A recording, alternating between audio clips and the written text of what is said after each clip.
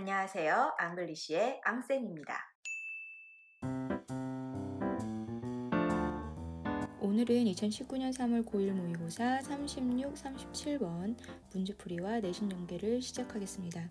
36, 37번은 순서 문제입니다. 지난 시간에 잠깐 내신 연계에서 소개해드렸던 문장 삽입 문제와 원리는 비슷합니다. 한 문장을 주어주고 글 전체에서 알맞은 위치에 집어넣으라고 했을 때 아무 문장이나 뽑아가지고 넣어봐라 라고 하진 않는다고 그랬어요. 거기에는 분명한 시그널이 있다라고 했는데 순서 문제도 마찬가지예요. 순서 문제는 한 문단의 글을 네 도막을 냅니다. 그런데 첫 문장은 이제 기둥이 되어야 되니까 우리에게 그냥 주어지고요. 소위 이제 A, B, C를 세 도막으로 내어서 이 세 덩어리를 어떻게 배열할래 묻는 것이 순서 문제인데 지난번과 마찬가지로 출제자가 아무 데서나 글을 똑똑똑 자르지는 않는다는 거죠.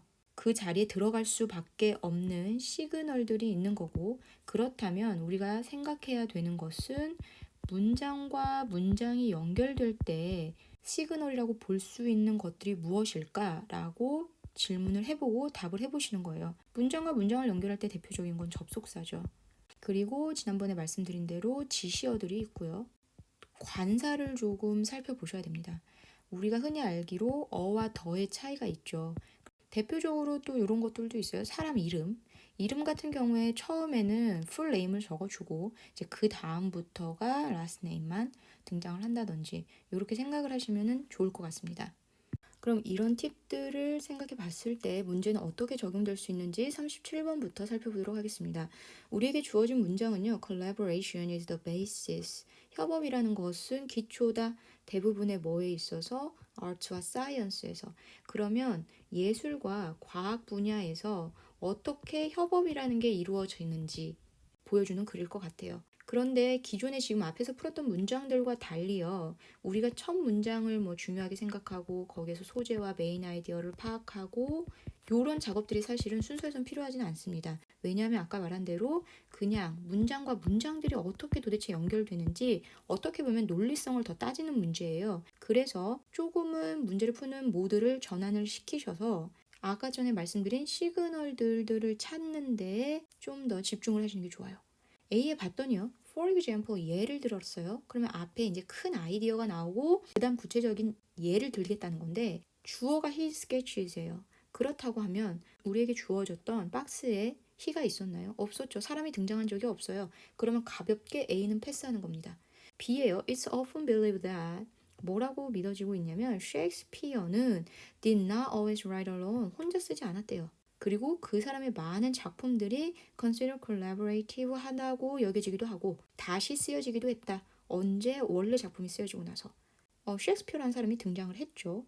C에 이와 마찬가지로. 그럼 이와 마찬가지로라고 하는 것은 언제 씁니까? 네, 앞에 비슷한 예가 하나 있는데 두 번째 또 비슷한 예가 서로 연결이 될 때 이와 비슷하게 하고 연결이 될 수 있겠네요. 그러면 처음에 올 수 있는 거는 생뚱맞게 갑자기 이와 비슷하게는 올 수 없으니까 B부터 시작을 한다라고 하고요. 이제 B를 아까 전에 이어서 나머지를 읽는 거예요. Leonardo da Vinci made his sketches individually. 다빈치 아저씨도 역시나 혼자 그림을 그렸지만 결국에는 다른 사람들이랑 컬래버레이션 했다라고 끝납니다. 예를 들어서 그의 그림은 그럼 이때 이 히는요. 바로 앞에 이 다빈치 아저씨가 되겠죠. 그래서 다빈치 아저씨의 그림으로 가고 나서 C의 이와 비슷하게 하고 큐리 부인의 예로 가는 거죠. Mary Curie's husband도 stop his original research. 자기 일 그만두고 마리의 일에 함께 했다. 라고 해서 지금 정리를 하시면 BA는 예술에서의 협업, 그 다음 C는 과학에서의 협업이 어떻게 이루어지는지 보여주는 글이라고 하면 되겠습니다. 여러분이 눈치를 채셨는지는 모르겠지만 순서 문제라는 것은 사실 꼼꼼한 해석보다 나에게 주어진 문장과 그 안에서의 시그널들에 대해서 내가 생각을 해보는 게 핵심입니다. 결국에는 주어진 문장을 내가 어떻게든 다 해석해서 문제를 풀어야겠다라는 것보다 제가 절대 모의고사 수능은요 해석 능력이 아니라 독해력이라고 했어요. 그래서 이 독해란 무엇인가에 자꾸 초점을 두시고 여러분이 공부를 하시면 여러분이 쏟아붓는 인풋과 아웃풋이 정비례할 거라고 생각합니다. 이제 36번을 한번 살펴볼게요. The basic difference between AI robot and normal robot. 그러면 AI 로봇과 그냥 보통 로봇의 차이점에 대해서 이야기를 할 거라는 거죠. 이 두 아이의 차이점은 is the ability of the robot, 능력인데요. 어떤 능력이냐면 로봇과 소프트웨어의 능력인 거예요. 뭐 할 수 있는? 결정을 내릴 수 있는. 그러니까 결정 능력에 있어서의 이 두 아이의 차이가 있다. 이 정도 이제 정리를 하고 문제로 넘어가 볼게요. A에 보니까 for instance 예를 주었다는 거는 앞에 큰 생각이 먼저 나와야겠죠. If faced with the same situation, 만약 같은 상황이 맞닥뜨리면 the robot, 그 로봇은 항상 같은 거를 한대요. 그럼 A에서 준 예는요. 항상 같은 결정을 하는 로봇이에요. 그리고 가장 큰 시그널을 할 수 있는 것은요. 정관사 더입니다. 박스에 보니까 an AI robot or a normal robot이라고 했는데 A에서는 정관사 더를 사용했단 말이죠. 그러면 그 로봇이 누구인지 앞에서 얘기를 해줘야 돼요. 그래서 A는 처음에 올 수 없습니다. B, it will adapt to circumstance. 그것은 환경에 적응이라는 걸 할 거고요. May do something different each time. 매번 각기 다르게 행동할 거래요. 그러면 A와 B는 서로 다른 상황입니다. A는 항상 같은 결정을 하고요. B는 다른 결정을 하는 아이예요. C. To be a bit more specific. 좀 더 자세히 말하면 그 normal robot은 shows a deterministic behavior. 여기서 핵심은 결정론적인 행동을 한다는 거예요. 결정론적인 행동이라 함은 항상 같은 결정인가요? 다른 결정인가요? 네, 항상 같은 결정을 해야 하는 아이인 거죠. C는 항상 같은 결정을 하는 아이니까 A나 B 중에 어디로 가야 될까요? 네, A로 가는 게 맞습니다.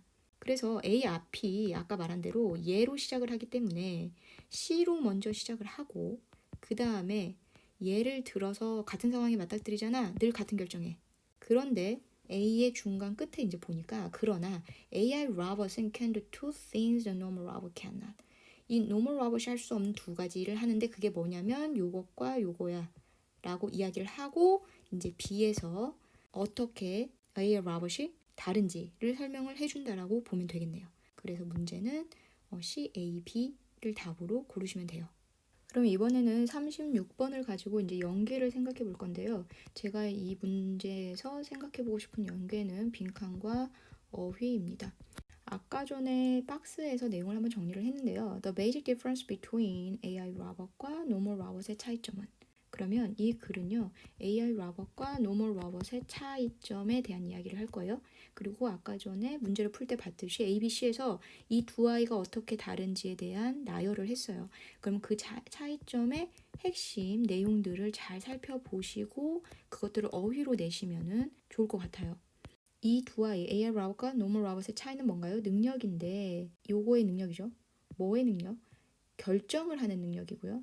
배우고 적응하는 능력인 거예요. 근데 환경에 적응하는 건데 이제 뒤에는 블라블라블라 꾸며주는 거니까 핵심은 뭔가 의사결정을 하는 데 있어서의 차이가 있고요. 그 다음에 무언가를 배워서 적응하는 데 있어 차이가 있다라는 것. 이것을 정리를 하시고 이제 나머지 내용을 살펴보시면 될 것 같아요. 좀 더 구체적으로 얘기하면 normal robot은 아까 뭐를 보여준다고 그랬죠? 네, deterministic behavior이라고 그랬어요. 이미 결정론적인 행동을 보여준다. 결정론적인 것, 즉 다시 말하면 for a set of input 상황에 따라서 the robot은 항상 같은 아웃풋을 낸다는 거죠. deterministic이 어떻게 이제 풀어 써줬냐면 항상 같은 아웃풋을 낸다. A, 예를 들어서 만약에 faced with the same situation, 같은 상황을 맞닥뜨리잖아. 그럼 그 로봇은 항상 같은 일을 해. 예를 들어 버릴게요. 그러나 AI 로봇은 can do two things, 두 가지 면에 있어서 다르게 행동하는데 make decision, 결정하는 것과 배우는 것에 있어서 뭐로부터 배우는 거예요? 경험으로부터. 그러면 이제 여러분 스스로가 내용을 조금 추론할 수 있겠죠?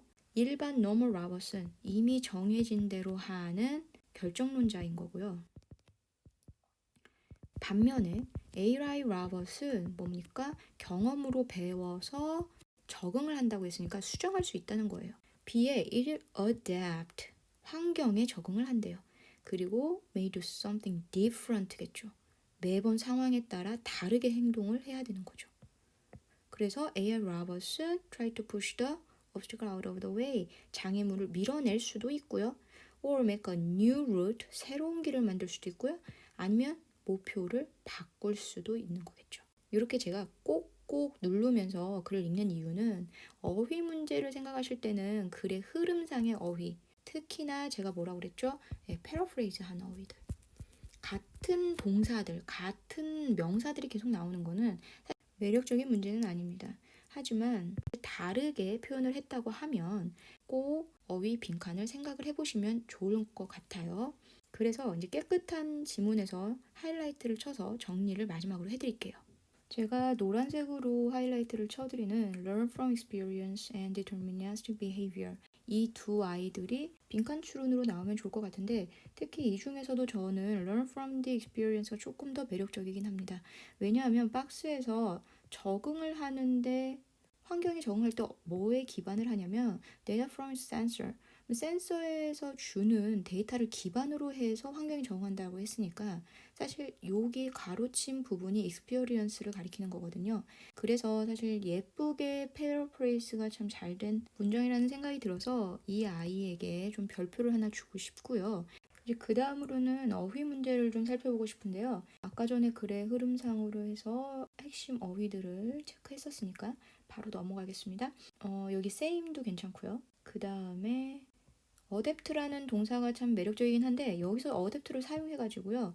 사실 문장을 조금 수정을 해서 내신이니까 뭐 it has the ability 능력이 있는데 어떤 능력이냐면 to revise 수정할 수 있는 능력하고 블라블라블라 나가도 좋을 것 같아요.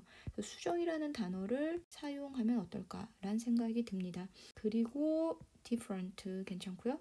그다음 change goal 하든지 아니면 새로운 루트를 사용했다. 이것도 괜찮고 그 다음에 이제 deterministic에 그냥 밑줄을 그어서 굳이 빈칸이 아니더라도 어휘로도 얼마든지 활용할 수 있다고 생각이 듭니다. 오늘도 마지막으로는 깨끗한 지문으로 다시 한번 정리해 보시고요. 오늘 하루도 수고하셨습니다. 다음 시간에 뵐게요.